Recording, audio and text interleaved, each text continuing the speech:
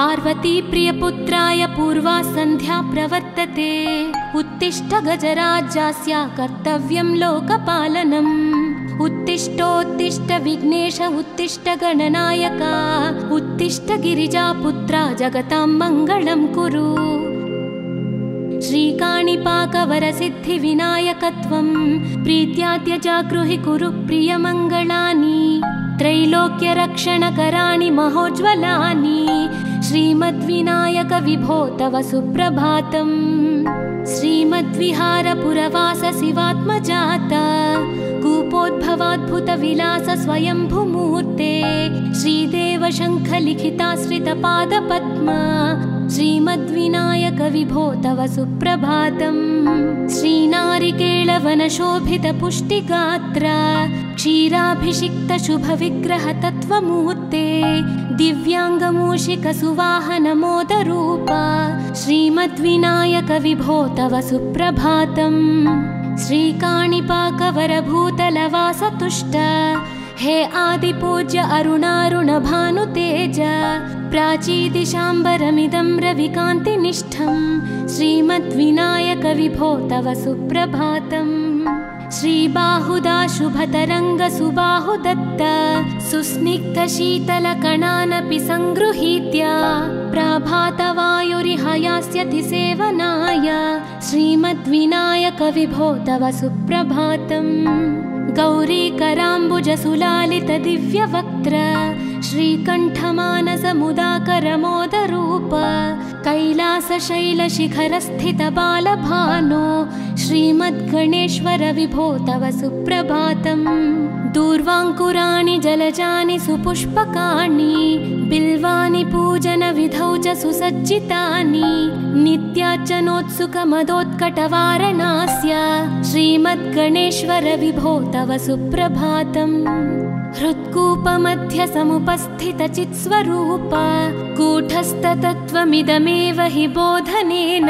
त्वामत्र भासि विदधासि समस्तशोभान्। श्रीमद्गणेश्वर विभो तव सुप्रभातम्। श्रीमुद्गलाख्यमुनिसन्नुत सच्चरित्र। वासिष्ठगृत्समदमुख्य ऋषीश्वरीड्या। वेदोक्तदेवगणमन्त्रगणादिनाथ। श्रीमद्गणेश्वर विभो तव सुप्रभातम्। ऋग्वेदकीर्तितगणाधिपज्येष्ठराज। त्वं ब्रह्मणस्पतिरिति प्रकटीकृतोऽसि। आधर्वशीर्षमनुमन्त्रित दिव्यमूर्ते। श्रीमद्गणेश्वर विभो तव सुप्रभातम्। ब्रह्मादिदेव परिकीर्तित वेदपाठाः। त्वच्छूर्पकर्णकुहरौ प्रविशन्ति देवाः। श्रुत्याधुनैव परिपालय धर्मसङ्घान्। श्रीवल्लभेश भगवन् तव सुप्रभातम्। हेरम्बलम्ब जठराद्भुत दिव्यगात्रा। प्रारम्भपूजनमिदं दयया गृहीत्वा। सर्वाशुभानि परिनाशय सर्वपुत्रा। श्रीवल्लभेश भगवन् तव सुप्रभातम्। भानुदयेन न हि दृश्यति चन्द्रबिम्बम्। त्वत्फालदेश शशिरेव विभाति नित्यं। सत्यस्वरूप निगमागमसन्नुताङ्घ्रे। श्रीवल्लभेश भगवन् तव सुप्रभातम्। कालाग्निरुद्रसुतकालनियामकत्वं। कालानुकूलफलदोऽसि कलामयोऽसि। कल्याणकारक कलाधर शेखरोऽसि। श्रीवल्लभेश भगवन् तव सुप्रभातम्। उग्रस्वरूप रिपुनाशक उग्रपुत्र। सौम्योऽसि सोमविनुतोऽसि प्रशान्तरूप। सर्वेश सर्वफलकारक सर्वमूर्ते। श्रीवल्लभेश भगवन् तव सुप्रभातम्। दारिद्र्यदुःखभयभञ्जन दक्ष स्वामिन्। तारुण्यविग्रह धनादिफलप्रदायिन्। लावण्यमञ्जुलकलान्वितरञ्जितास्य। हे विघ्ननाथ भगवन् तव सुप्रभातम्। गम्भीजतुष्टगणराजगकार गान्धर्वगानपरिवर्तितनादमूर्ते। गाङ्गेयगण्यगणिताधिककलास्वरूप। श्रीमद्विनायक विभो तव सुप्रभातम्। मूलादिचक्रनिलयोच्युतयोगमूर्ते।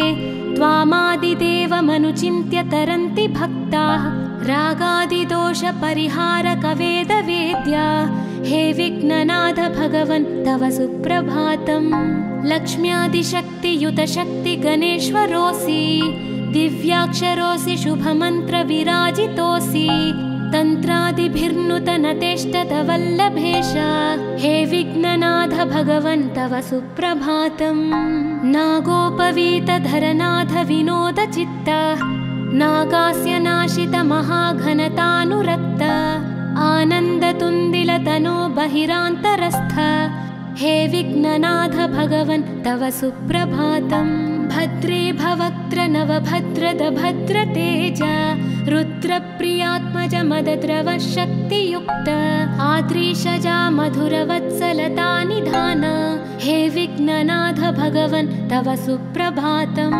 सर्वार्थसिद्धिफलदायक बुद्धिदायिन् विघ्नाद्रिवज्रपरिपूज्य चतुर्थीकाले भद्रं पदं दिशसि भक्तगणार्थितोऽसि हे विघ्ननाथ भगवन् तव सुप्रभातम् बालादिभव्य बहुरूपधरोऽसि देव चिन्तामणिस्त्वमसि सर्वफलप्रदोऽसि त्वन्नाम दिव्यमणिरस्ति जगद्धिताय हे विघ्ननाथ भगवन् तव सुप्रभातम्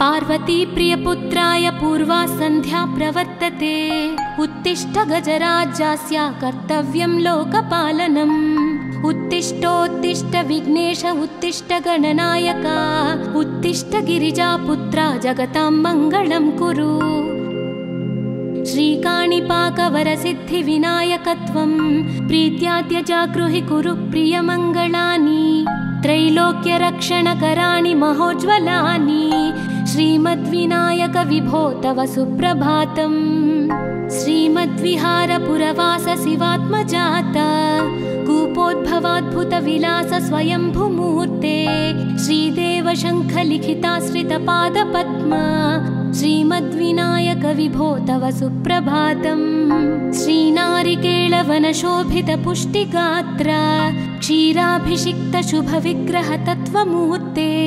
दिव्याङ्गमूषिकसुवाहनमोदरूपा श्रीमद्विनायक विभो तव सुप्रभातम् श्रीकाणिपाकवरभूतलवासतुष्ट हे आदिपूज्य अरुणारुणभानुतेज प्राचीदिशाम्बरमिदं रविकान्तिनिष्ठं श्रीमद्विनायक विभो तव सुप्रभातम् श्रीबाहुदा शुभतरङ्गसुबाहुदत्त सुस्निग्धशीतलकणानपि सङ्गृहीत्य प्राभातवायुरिहयास्यति सेवनाय श्रीमद्विनायक विभो तव सुप्रभातम् गौरीकराम्बुजसुलालितदिव्यवक्त्र श्रीकण्ठमानसमुदाकरमोदरूप कैलासशैलशिखरस्थितबालभानो श्रीमद्गणेश्वर विभो तव सुप्रभातम् दूर्वाङ्कुराणि जलजानि सुपुष्पकाणि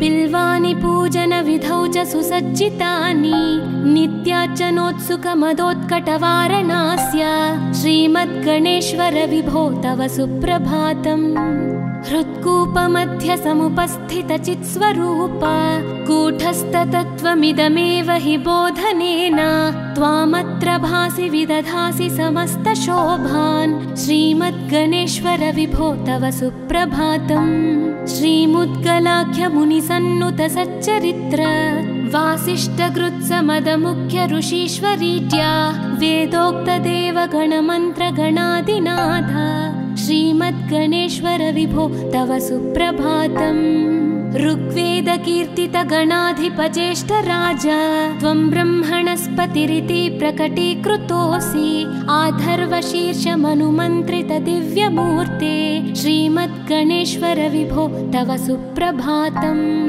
ब्रह्मादिदेव परिकीर्तितवेदपाठाः त्वच्छूर्पकर्णकुहरौ प्रविशन्ति देवाः श्रुत्याधुनैव परिपालय धर्मसङ्घान् श्रीवल्लभेश भगवन् तव सुप्रभातम् हेरम्बलम्ब जठराद्भुत दिव्यगात्र प्रारम्भपूजनमिदं दयया गृहीत्वा सर्वाशुभानि परिनाशय सर्वपुत्र श्रीवल्लभेश भगवन् तव सुप्रभातम् भानुदयेन न हि दृश्यति चन्द्रबिम्बं त्वत्फालदेश शशिरेव विभाति नित्यं सत्यस्वरूप निगमागमसन्नुताङ्घ्रे श्रीवल्लभेश भगवन् तव सुप्रभातम् कालाग्निरुद्रसुतकालनियामकत्वं कालानुकूलफलदोऽसि कलामयोऽसि कल्याणकारक कलाधरशेखरोऽसि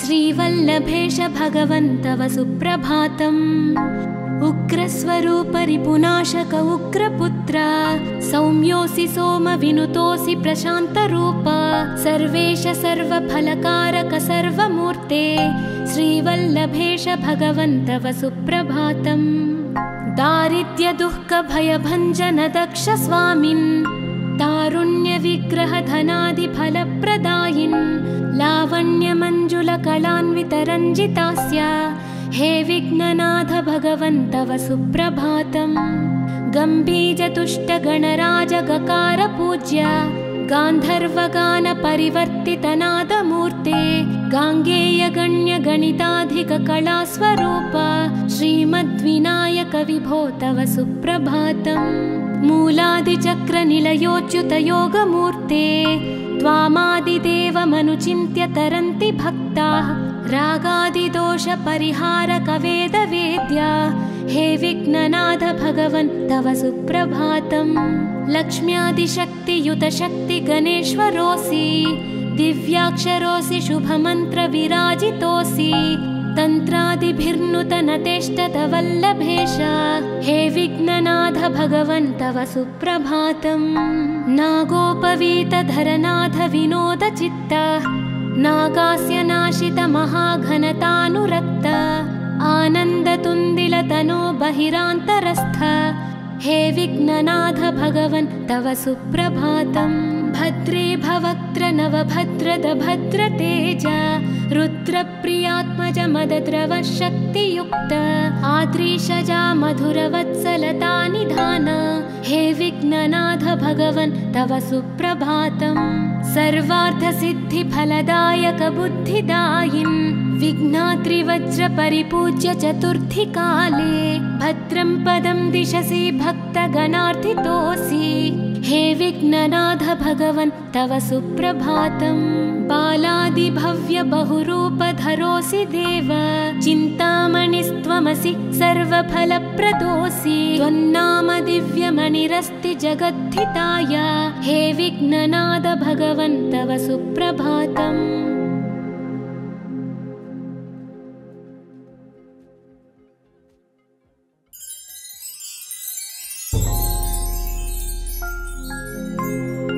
पार्वती प्रियपुत्राय पूर्वा सन्ध्या प्रवर्तते उत्तिष्ठ गजराज्यस्य कर्तव्यं लोकपालनम् उत्तिष्ठोत्तिष्ठ विघ्नेश उत्तिष्ठ गणनायक उत्तिष्ठ गिरिजापुत्रा जगतां मङ्गलं कुरु श्रीकाणिपाकवरसिद्धिविनायकत्वं प्रीत्याद्य जागृहि कुरु प्रियमङ्गलानि त्रैलोक्यरक्षणकराणि महोज्ज्वलानि श्रीमद्विनायक विभो तव सुप्रभातम् श्रीमद्विहारपुरवास शिवात्मजात कूपोद्भवाद्भुतविलास स्वयंभुमूर्ते श्रीदेव शङ्खलिखिताश्रितपादपद्म श्रीमद्विनायक विभो तव सुप्रभातम् श्रीनारिकेळवनशोभितपुष्टिगात्र क्षीराभिषिक्त शुभविग्रह तत्त्वमूर्ते दिव्याङ्गमूषिक सुवाहन मोदरूप श्रीमद्विनायक विभो तव सुप्रभातम् श्रीकाणिपाकवरभूतलवासतुष्ट हे आदिपूज्य अरुणारुण भानुतेज प्राचीदिशाम्बरमिदं रविकान्तिनिष्ठं श्रीमद्विनायक विभो तव सुप्रभातम् श्रीबाहुदा शुभतरङ्ग सुबाहुदत्त सुस्निग्धशीतलकणानपि सङ्गृहीत्य प्रभातवायुरिह यास्यति सेवनाय श्रीमद्विनायक विभो तव सुप्रभातम्। गौरीकराम्बुजसुलालित दिव्यवक्त्र श्रीकण्ठमानसमुदाकरमोदरूप कैलासशैलशिखरस्थित बालभानो श्रीमद्गणेश्वर विभो तव सुप्रभातम्। दूर्वाङ्कुराणि जलजानि सुपुष्पकाणि बिल्वानि पूजनविधौ च सुसज्जितानि नित्यार्चनोत्सुकमदोत्कटवारणास्य श्रीमद्गणेश्वर विभो तव सुप्रभातम्। हृत्कूपमध्य समुपस्थितचित्स्वरूप कूटस्थतत्त्वमिदमेव हि बोधनेन त्वामत्र भासि विदधासि समस्तशोभान् श्रीमद्गणेश्वर विभो तव सुप्रभातम्। श्रीमुद्गलाख्यमुनिसन्नुत सच्चरित्र वासिष्ठकृत्समदमुख्य ऋषीश्वरीत्या वेदोक्तदेवगणमन्त्रगणादिनाथ श्रीमद्गणेश्वर विभो तव सुप्रभातम्। ऋग्वेदकीर्तितगणाधिपज्येष्ठराज त्वं ब्रह्मणस्पतिरिति प्रकटीकृतोऽसि आधर्वशीर्षमनुमन्त्रित दिव्यमूर्ते श्रीमद्गणेश्वर विभो तव सुप्रभातम्।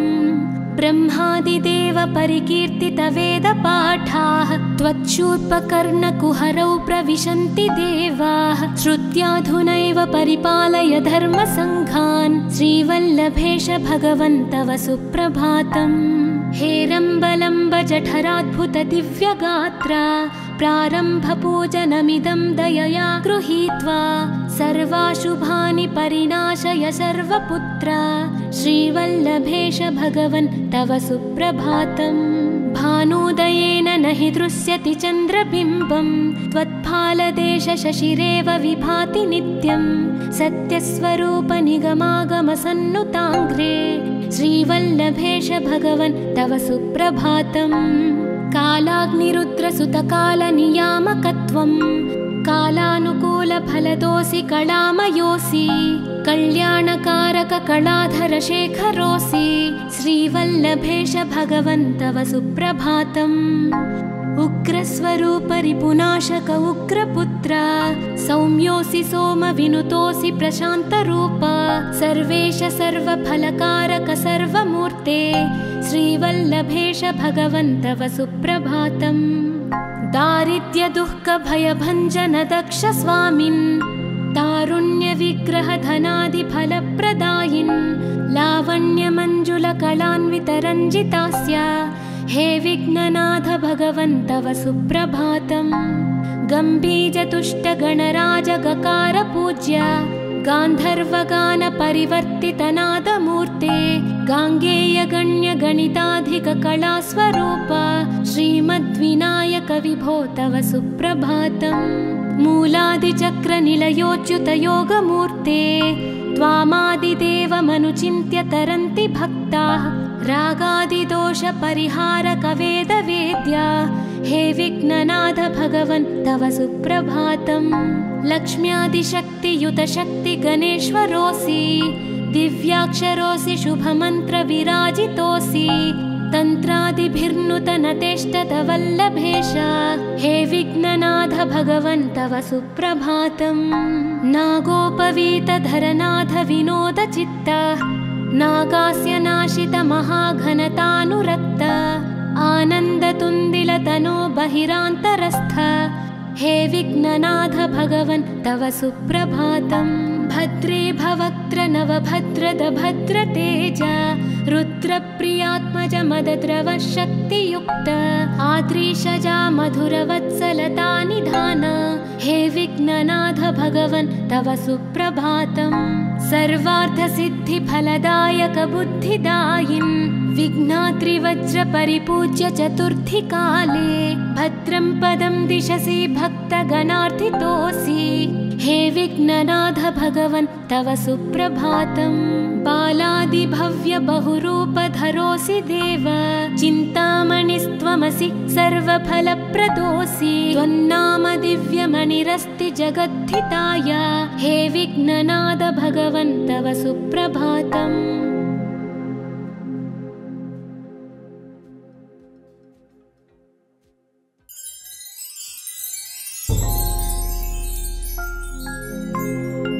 पार्वती प्रियपुत्राय पूर्वा सन्ध्या प्रवर्तते, उत्तिष्ठ गजराज्यस्य कर्तव्यं लोकपालनम्। उत्तिष्ठोत्तिष्ठ विघ्नेश उत्तिष्ठ गणनायक, उत्तिष्ठ गिरिजापुत्रा जगतां मङ्गलं कुरु। श्रीकाणिपाकवरसिद्धिविनायकत्वं प्रीत्याद्य जागृहि कुरु प्रियमङ्गलानि। त्रैलोक्यरक्षणकराणि महोज्ज्वलानि, श्रीमद्विनायक विभो तव सुप्रभातम्। श्रीमद्विहारपुरवास शिवात्मजाता, कूपोद्भवाद्भुतविलास स्वयंभुमूर्ते। श्रीदेव शङ्खलिखिताश्रितपादपद्मा, श्रीमद्विनायक विभो तव सुप्रभातम्। श्रीनारिकेळवनशोभितपुष्टिगात्रा, क्षीराभिषिक्तशुभविग्रह तत्त्वमूर्ते। दिव्याङ्गमूषिकसुवाहनमोदरूपा, श्रीमद्विनायक विभो तव सुप्रभातम्। श्रीकाणिपाकवरभूतलवासतुष्ट, हे आदिपूज्य अरुणारुणभानुतेज। प्राचीदिशाम्बरमिदं रविकान्तिनिष्ठं, श्रीमद्विनायक विभो तव सुप्रभातम्। श्रीबाहुदा शुभतरङ्गसुबाहुदत्त, सुस्निग्धशीतलकणानपि सङ्गृहीत्य। प्रभातवायुरिहयास्यति सेवनाय, श्रीमद्विनायक विभो तव सुप्रभातम्। गौरीकराम्बुजसुलालितदिव्यवक्त्र, श्रीकण्ठमानसमुदाकरमोदरूप। कैलासशैलशिखरस्थितबालभानो, श्रीमद्गणेश्वर विभो तव सुप्रभातम्। दूर्वाङ्कुराणि जलजानि सुपुष्पकाणि, बिल्वानि पूजनविधौ च सुसज्जितानि। नित्यार्चनोत्सुकमदोत्कटवारणास्य, श्रीमद्गणेश्वर विभो तव सुप्रभातम्। हृत्कूपमध्यसमुपस्थितचित्स्वरूप, कूटस्थतत्त्वमिदमेव हि बोधनेन। त्वामत्र भासि विदधासि समस्तशोभान्, श्रीमद्गणेश्वर विभो तव सुप्रभातम्। श्रीमुद्गलाख्यमुनिसन्नुत सच्चरित्र, वासिष्ठकृत्समदमुख्य ऋषीश्वरीज्या। वेदोक्तदेवगणमन्त्रगणादिनाथ, श्रीमद्गणेश्वर विभो तव सुप्रभातम्। ऋग्वेदकीर्तितगणाधिपज्येष्ठराज, त्वं ब्रह्मणस्पतिरिति प्रकटीकृतोऽसि। आधर्वशीर्षमनुमन्त्रितदिव्यमूर्ते, श्रीमद्गणेश्वर विभो तव सुप्रभातम्। ब्रह्मादिदेव परिकीर्तितवेदपाठाः, त्वच्छूर्पकर्णकुहरौ प्रविशन्ति देवाः। श्रुत्याधुनैव परिपालय धर्मसङ्घान्, श्रीवल्लभेश भगवन् तव सुप्रभातम्। हेरम्बलम्ब जठराद्भुत दिव्यगात्रा, प्रारम्भपूजनमिदं दयया गृहीत्वा। सर्वाशुभानि परिनाशय सर्वपुत्रा, श्रीवल्लभेश भगवन् तव सुप्रभातम्। भानुदयेन न हि दृश्यति चन्द्रबिम्बं, त्वत्फालदेश शशिरेव विभाति नित्यं। सत्यस्वरूप निगमागमसन्नुताङ्घ्रे, श्रीवल्लभेश भगवन् तव सुप्रभातम्। कालाग्निरुद्रसुतकालनियामकत्वं, कालानुकूलफलदोऽसि कलामयोऽसि। कल्याणकारक कलाधरशेखरोऽसि, श्रीवल्लभेश भगवन् तव सुप्रभातम्। उग्रस्वरूप रिपुनाशक उग्रपुत्र, सौम्योऽसि सोमविनुतोऽसि प्रशान्तरूप। सर्वेश सर्वफलकारक सर्वमूर्ते, श्रीवल्लभेश भगवन् तव सुप्रभातम्। दारिद्र्यदुःखभयभञ्जन दक्ष स्वामिन्, तारुण्यविग्रहधनादिफलप्रदायिन् लावण्यमञ्जुलकलान्वितरञ्जितास्य हे विघ्ननाथ भगवन् तव सुप्रभातम्। गम्भीजतुष्टगणराजगकारपूज्य गान्धर्वगानपरिवर्तितनादमूर्ते गाङ्गेयगण्यगणिताधिककलास्वरूप श्रीमद्विनायक विभो तव सुप्रभातम्। मूलादिचक्रनिलयोच्युतयोगमूर्ते त्वामादिदेवमनुचिन्त्य तरन्ति भक्ताः रागादिदोषपरिहारकवेदवेद्या हे विघ्ननाथ भगवन् तव सुप्रभातम्। लक्ष्म्यादिशक्तियुतशक्तिगणेश्वरोऽसि दिव्याक्षरोऽसि शुभमन्त्रविराजितोऽसि तन्त्रादिभिर्नुतनतेष्टतवल्लभेश हे विघ्ननाथ भगवन् तव सुप्रभातम्। नागोपवीतधरनाथ विनोदचित्त नागास्य नाशित महाघनतानुरक्त आनन्दतुन्दिलतनो बहिरान्तरस्थ हे विघ्ननाथ भगवन् तव सुप्रभातम्।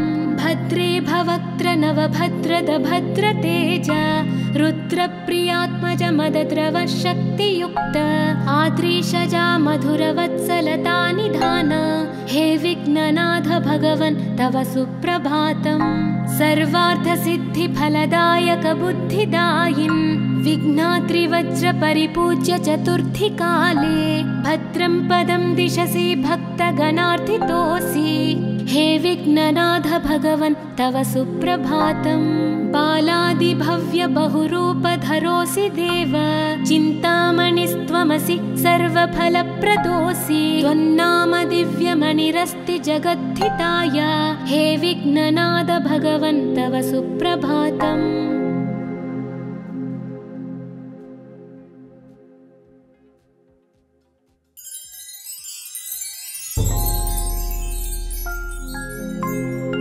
पार्वती प्रियपुत्राय पूर्वा सन्ध्या प्रवर्तते उत्तिष्ठ गजराज्यस्य कर्तव्यं लोकपालनम्। उत्तिष्ठोत्तिष्ठ विघ्नेश उत्तिष्ठ गणनायक उत्तिष्ठ गिरिजापुत्रा जगतां मङ्गलं कुरु। श्रीकाणिपाकवरसिद्धिविनायकत्वं प्रीत्याद्य जागृहि कुरु प्रियमङ्गलानि त्रैलोक्यरक्षणकराणि महोज्ज्वलानि श्रीमद्विनायक विभो तव सुप्रभातम्। श्रीमद्विहारपुरवास शिवात्मजात कूपोद्भवाद्भुतविलास स्वयंभुमूर्ते श्रीदेव शङ्खलिखिताश्रितपादपद्मा श्रीमद्विनायक विभो तव सुप्रभातम्। श्रीनारिकेळवनशोभितपुष्टिगात्र क्षीराभिषिक्तशुभविग्रहतत्त्वमूर्ते दिव्याङ्गमूषिकसुवाहनमोदरूप श्रीमद्विनायक विभो तव सुप्रभातम्। श्रीकाणिपाकवरभूतलवासतुष्ट हे आदिपूज्य अरुणारुणभानुतेज प्राचीदिशाम्बरमिदं रविकान्तिनिष्ठं श्रीमद्विनायक विभो तव सुप्रभातम्। श्रीबाहुदाशुभतरङ्गसुबाहुदत्त सुस्निग्धशीतलकणानपि सङ्गृहीत्य प्रभातवायुरिहयास्यति सेवनाय श्रीमद्विनायक विभो तव सुप्रभातम्। गौरीकराम्बुजसुलालितदिव्यवक्त्र श्रीकण्ठमानसमुदाकरमोदरूप कैलासशैलशिखरस्थितबालभानो श्रीमद्गणेश्वर विभो तव सुप्रभातम्। दूर्वाङ्कुराणि जलजानि सुपुष्पकाणि बिल्वानि पूजनविधौ च सुसज्जितानि नित्यार्चनोत्सुकमदोत्कटवारणास्य श्रीमद्गणेश्वर विभो तव सुप्रभातम्। हृत्कूपमध्यसमुपस्थितचित्स्वरूप कूटस्थतत्त्वमिदमेव हि बोधनेन त्वामत्र भासि विदधासि समस्तशोभान् श्रीमद्गणेश्वर विभो तव सुप्रभातम्। श्रीमुद्गलाख्यमुनिसन्नुतसच्चरित्र वासिष्ठगृत्समदमुख्य ऋषीश्वरीज्या वेदोक्तदेवगणमन्त्रगणादिनाथ श्रीमद्गणेश्वर विभो तव सुप्रभातम्।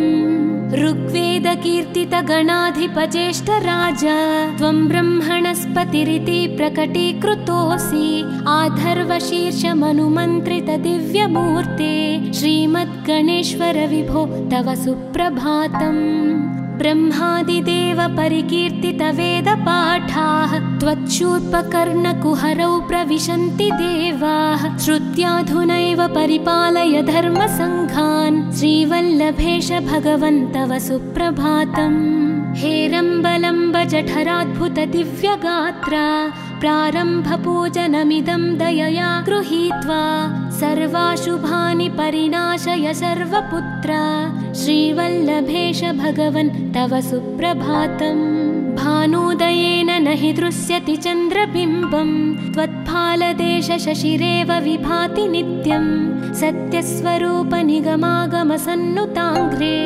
श्रीवल्लभेश भगवन् तव सुप्रभातम् कालाग्निरुद्रसुतकालनियामकत्वं कालानुकूलफलदोऽसि कलामयोऽसि कल्याणकारककलाधरशेखरोऽसि श्रीवल्लभेश भगवन् तव सुप्रभातम् उग्रस्वरूपरिपुनाशक उग्रपुत्र सौम्योऽसि सोमविनुतोऽसि प्रशान्तरूप सर्वेश सर्वफलकारक सर्वमूर्ते श्रीवल्लभेश भगवन् तव सुप्रभातम् दारिद्र्यदुःखभयभञ्जन दक्ष स्वामिन् तारुण्यविग्रहधनादिफलप्रदायिन् लावण्यमञ्जुलकलान्वितरञ्जितास्य हे विघ्ननाथ भगवन् तव सुप्रभातम् गम्भीरतुष्टगणराजगकार पूज्य गान्धर्वगानपरिवर्तितनादमूर्ते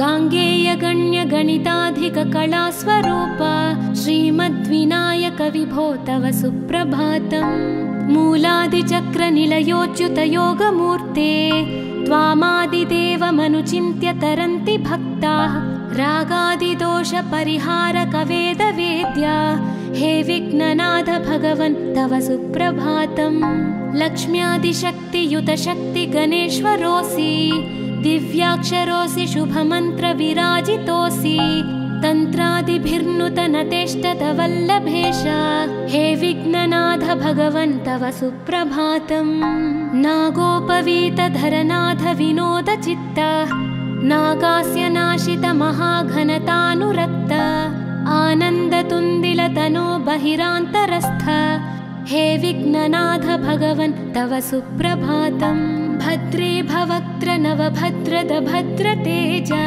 रुद्रप्रियात्मज मदद्रव शक्तियुक्त आद्रीशजा मधुरवत्सलता निधान हे विघ्ननाथ भगवन् तव सुप्रभातम् सर्वार्थसिद्धिफलदायक बुद्धिदायिन् विघ्नात्रिवज्रपरिपूज्य चतुर्थी काले भद्रं पदं दिशसि भक्तगणार्थितोऽसि हे विघ्ननाथ भगवन् तव सुप्रभातम् बालादिभव्य बहुरूपधरोऽसि देव चिन्तामणिस्त्वमसि सर्वफलप्रदोऽसि त्वन्नाम दिव्यमणिरस्ति जगद्धिताय हे विघ्ननाथ भगवन् तव सुप्रभातम्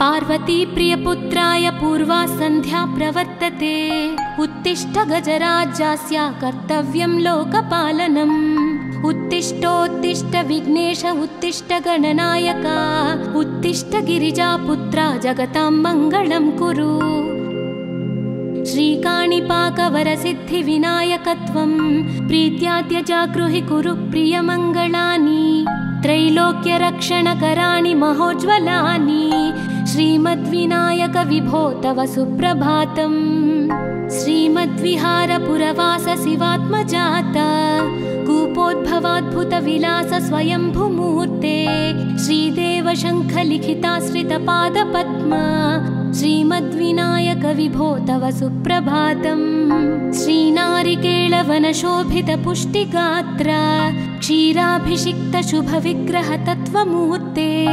दिव्याङ्गमूषिकसुवाहनमोदरूप श्रीमद्विनायक विभो तव सुप्रभातम्।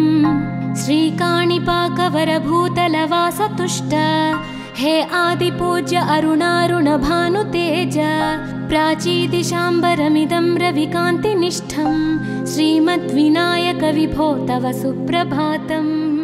श्रीबाहुदा शुभतरङ्गसुबाहुदत्त सुस्निग्धशीतलकणानपि सङ्गृहीत्य प्रभातवायुरिह यास्यति सेवनाय श्रीमद्विनायक विभो तव सुप्रभातम्। गौरीकराम्बुजसुलालितदिव्यवक्त्र श्रीकण्ठमानसमुदाकरमोदरूप कैलासशैलशिखरस्थितबालभानो श्रीमद्गणेश्वर विभो तव सुप्रभातम्। दूर्वाङ्कुराणि जलजानि सुपुष्पकाणि बिल्वानि पूजनविधौ च सुसज्जितानि नित्यार्चनोत्सुकमदोत्कटवारणास्य श्रीमद्गणेश्वर विभो तव सुप्रभातम्। हृत्कूपमध्यसमुपस्थितचित्स्वरूप कूटस्थतत्त्वमिदमेव हि बोधनेन त्वामत्र भासि विदधासि समस्तशोभान् श्रीमद्गणेश्वर विभो तव सुप्रभातम्। श्रीमुद्गलाख्यमुनिसन्नुतसच्चरित्र वासिष्ठकृत्समदमुख्य ऋषीश्वरीड्या वेदोक्तदेवगणमन्त्रगणादिनाथ श्रीमद्गणेश्वर विभो तव सुप्रभातम्। ऋग्वेदकीर्तितगणाधिपज्येष्ठराज त्वं ब्रह्मणस्पतिरिति प्रकटीकृतोऽसि आधर्वशीर्षमनुमन्त्रितदिव्यमूर्ते श्रीमद्गणेश्वर विभो तव सुप्रभातम्। ब्रह्मादिदेव परिकीर्तितवेदपाठाः त्वच्छूर्पकर्णकुहरौ प्रविशन्ति देवाः श्रुत्याधुनैव परिपालय धर्मसङ्घान् श्रीवल्लभेश भगवन् तव सुप्रभातम्। हेरम्बलम्ब जठराद्भुतदिव्यगात्र प्रारम्भपूजनमिदं दयया गृहीत्वा सर्वाशुभानि परिनाशय सर्वपुत्र श्रीवल्लभेश भगवन् तव सुप्रभातम्। भानुदयेन न हि दृश्यति चन्द्रबिम्बं त्वत्फालदेशशशिरेव विभाति नित्यं सत्यस्वरूपनिगमागमसन्नुताङ्घ्रे श्रीवल्लभेश भगवन् तव सुप्रभातम्। कालाग्निरुद्रसुतकालनियामकत्वं कालानुकूलफलदोऽसि कलामयोऽसि कल्याणकारककलाधरशेखरोऽसि श्रीवल्लभेश भगवन् तव सुप्रभातम्। उग्रस्वरूपरिपुनाशक उग्रपुत्र सौम्योऽसि सोमविनुतोऽसि प्रशान्तरूप सर्वेश सर्वफलकारक सर्वमूर्ते श्रीवल्लभेश भगवन् तव सुप्रभातम्। दारिद्र्यदुःखभयभञ्जन दक्ष स्वामिन् तारुण्यविग्रहधनादिफलप्रदायिन् लावण्यमञ्जुलकलान्वितरञ्जितास्य हे विघ्ननाथ भगवन् तव सुप्रभातम्।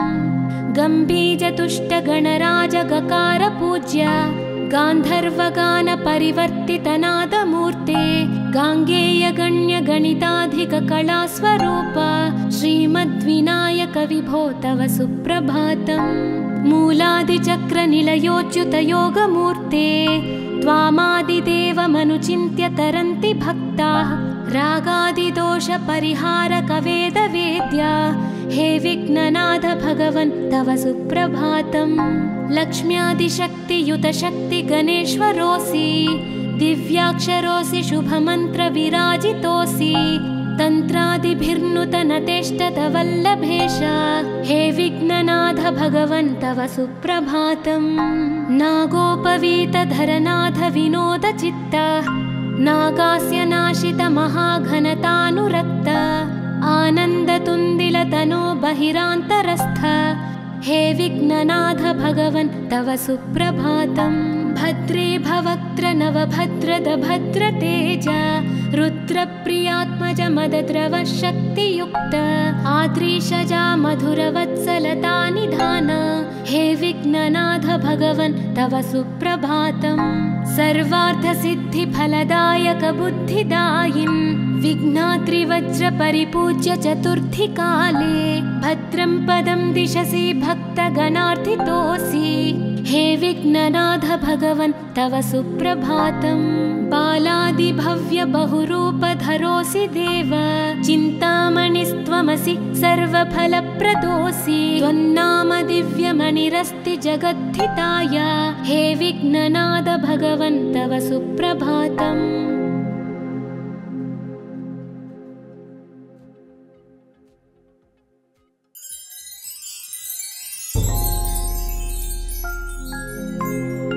पार्वती प्रियपुत्राय पूर्वा सन्ध्या प्रवर्तते उत्तिष्ठ गजराज्यास्य कर्तव्यं लोकपालनम् उत्तिष्ठोत्तिष्ठ विघ्नेश उत्तिष्ठ गणनायका उत्तिष्ठ गिरिजापुत्रा जगतां मङ्गलं कुरु श्रीकाणिपाकवरसिद्धिविनायकत्वं प्रीत्याद्य जागृहि कुरु प्रियमङ्गलानि त्रैलोक्यरक्षणकराणि महोज्ज्वलानि श्रीमद्विनायक विभो तव सुप्रभातम् श्रीमद्विहारपुरवास शिवात्मजाता कूपोद्भवाद्भुतविलास स्वयंभुमूर्ते श्रीदेव शङ्खलिखिताश्रितपादपद्मा श्रीमद्विनायक विभो तव सुप्रभातम् श्रीनारिकेळवनशोभितपुष्टिगात्रा क्षीराभिषिक्त शुभविग्रह तत्त्वमूर्ते दिव्याङ्गमूषिकसुवाहनमोदरूपा श्रीमद्विनायक विभो तव सुप्रभातम् श्रीकाणिपाकवरभूतलवासतुष्ट हे आदिपूज्य अरुणारुणभानुतेज प्राचीदिशाम्बरमिदं रविकान्तिनिष्ठं श्रीमद्विनायक विभो तव सुप्रभातम् श्रीबाहुदा शुभतरङ्गसुबाहुदत्त सुस्निग्धशीतलकणानपि सङ्गृहीत्य प्राभातवायुरिहयास्यति सेवनाय श्रीमद्विनायक विभो तव सुप्रभातम् गौरीकराम्बुजसुलालितदिव्यवक्त्र श्रीकण्ठमानसमुदाकरमोदरूप कैलासशैलशिखरस्थितबालभानो श्रीमद्गणेश्वर विभो तव सुप्रभातम् दूर्वाङ्कुराणि जलजानि सुपुष्पकाणि बिल्वानि पूजनविधौ च सुसज्जितानि नित्यार्चनोत्सुकमदोत्कटवारणास्य श्रीमद्गणेश्वर विभो तव सुप्रभातम् हृत्कूपमध्य समुपस्थितचित्स्वरूप कूटस्थतत्त्वमिदमेव हि बोधनेन त्वामत्र भासि विदधासि समस्तशोभान् श्रीमद्गणेश्वर विभो तव सुप्रभातम् श्रीमुद्गलाख्यमुनिसन्नुतसच्चरित्र वासिष्ठगृत्समदमुख्य ऋषीश्वरीट्या वेदोक्तदेवगणमन्त्रगणादिनाथ श्रीमद्गणेश्वर विभो तव सुप्रभातम् ऋग्वेदकीर्तितगणाधिपज्येष्ठराज त्वं ब्रह्मणस्पतिरिति प्रकटीकृतोऽसि आधर्वशीर्षमनुमन्त्रितदिव्यमूर्ते श्रीमद्गणेश्वर विभो तव सुप्रभातम् ब्रह्मादिदेव परिकीर्तितवेदपाठाः त्वच्छूर्पकर्णकुहरौ प्रविशन्ति देवाः श्रुत्याधुनैव परिपालय धर्मसङ्घान् श्रीवल्लभेश भगवन् तव सुप्रभातम् हेरम्बलम्ब जठराद्भुतदिव्यगात्रा प्रारम्भपूजनमिदं दयया गृहीत्वा सर्वाशुभानि परिनाशय सर्वपुत्रा श्रीवल्लभेश भगवन् तव सुप्रभातम् भानुदयेन न हि दृश्यति चन्द्रबिम्बं त्वत्फालदेश शशिरेव विभाति नित्यं सत्यस्वरूप निगमागमसन्नुताङ्घ्रे श्रीवल्लभेश भगवन् तव सुप्रभातम् कालाग्निरुद्रसुतकालनियामकत्वं कालानुकूलफलदोऽसि कलामयोऽसि कल्याणकारककलाधरशेखरोऽसि श्रीवल्लभेश भगवन् तव सुप्रभातम् उग्रस्वरूपरिपुनाशक उग्रपुत्र सौम्योऽसि सोमविनुतोऽसि प्रशान्तरूप सर्वेश सर्वफलकारक सर्वमूर्ते श्रीवल्लभेश भगवन् तव सुप्रभातम्। दारिद्र्यदुःखभयभञ्जन दक्ष स्वामिन् तारुण्यविग्रहधनादिफलप्रदायिन् लावण्यमञ्जुलकलान्वितरञ्जितास्य हे विघ्ननाथ भगवन् तव सुप्रभातम्। गम्भीरतुष्टगणराजगकार पूज्य गान्धर्वगानपरिवर्तितनादमूर्ते गाङ्गेयगण्यगणिताधिककलास्वरूप श्रीमद्विनायक विभो तव सुप्रभातम्। मूलादिचक्रनिलयोच्युतयोगमूर्ते त्वामादिदेवमनुचिन्त्य तरन्ति भक्ताः रागादिदोषपरिहारक वेदवेद्य हे विघ्ननाथ भगवन् तव सुप्रभातम्। लक्ष्म्यादिशक्तियुत शक्ति गणेश्वरोऽसि दिव्याक्षरोऽसि शुभमन्त्रविराजितोऽसि तन्त्रादिभिर्नुतनतेष्टत वल्लभेश हे विघ्ननाथ भगवन् तव सुप्रभातम्। नागोपवीतधरनाथ विनोदचित्त नागास्य नाशित महाघनतानुरक्त आनन्दतुन्दिलतनो बहिरान्तरस्थ हे विघ्ननाथ भगवन् तव सुप्रभातम्। भद्रे भवक्त्र नवभद्रद भद्रतेज रुद्रप्रियात्मज मदद्रव शक्तियुक्त आद्रीशजा मधुरवत्सलता निधान हे विघ्ननाथ भगवन् तव सुप्रभातम्। सर्वार्थसिद्धिफलदायक बुद्धिदायिन् विघ्नात्रिवज्रपरिपूज्य चतुर्थीकाले भद्रं पदं दिशसि भक्तगणार्थितोऽसि हे विघ्ननाथ भगवन् तव सुप्रभातम्। बालादिभव्य बहुरूपधरोऽसि देव चिन्तामणिस्त्वमसि सर्वफलप्रदोऽसि त्वन्नाम दिव्यमणिरस्ति जगद्धिताय हे विघ्ननाथ भगवन् तव सुप्रभातम्।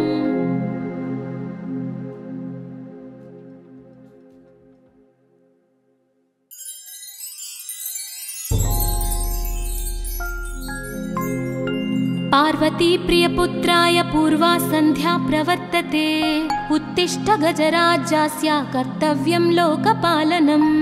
उत्तिष्ठोत्तिष्ठ विघ्नेश उत्तिष्ठ गणनायक उत्तिष्ठ गिरिजापुत्रा जगतां मङ्गलं कुरु। श्रीकाणिपाकवरसिद्धिविनायकत्वं प्रीत्याद्य जागृहि कुरु प्रियमङ्गलानि त्रैलोक्यरक्षणकराणि महोज्ज्वलानि श्रीमद्विनायक विभो तव सुप्रभातम्। श्रीमद्विहारपुरवास शिवात्मजात कूपोद्भवाद्भुतविलास स्वयंभुमूर्ते श्रीदेव शङ्खलिखिताश्रितपादपद्म श्रीमद्विनायक विभो तव सुप्रभातम्।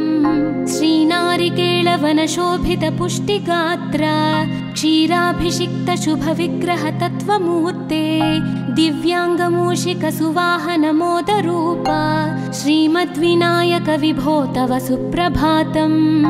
श्रीकाणिपाकवरभूतलवासतुष्ट हे आदिपूज्य अरुणारुणभानुतेज प्राचीदिशाम्बरमिदं रविकान्तिनिष्ठं श्रीमद्विनायक विभो तव सुप्रभातम्। श्रीबाहुदा शुभतरङ्गसुबाहुदत्त सुस्निग्धशीतलकणानपि सङ्गृहीत्य प्राभातवायुरिहयास्यति सेवनाय श्रीमद्विनायक विभो तव सुप्रभातम्।